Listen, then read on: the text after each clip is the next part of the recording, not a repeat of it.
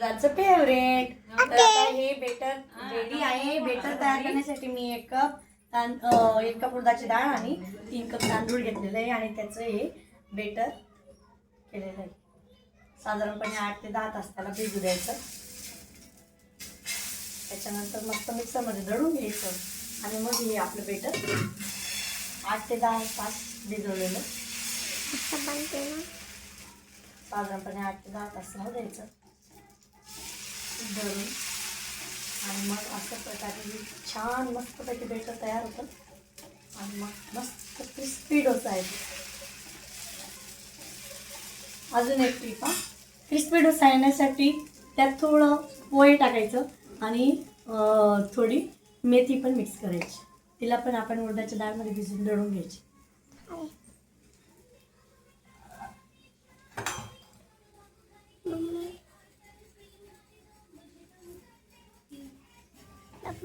मग कसं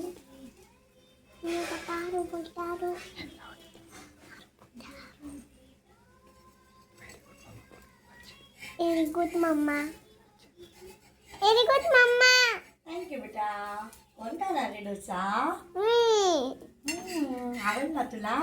मग आवडला ना. मम्मी थोडं तुझी दात नाही टाकत का?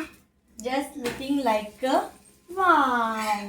आणि आता अशा प्रकारे मागचा भाग हा पूर्ण असा क्रिस्पी येऊ द्यायचा. सोनेरी गोल्डन रंग त्याला छान मस्त येऊ द्यायचा आणि त्याच्यानंतर त्याच्यावरती असा बेटर घालायचं बटाट्याचं. Okay okay.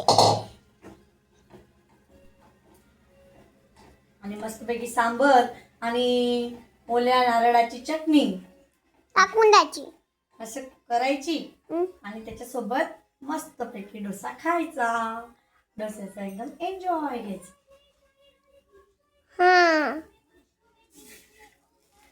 बघू शकता आपला डोसा. हा जे बनवली मला मस्त बनवता येतो.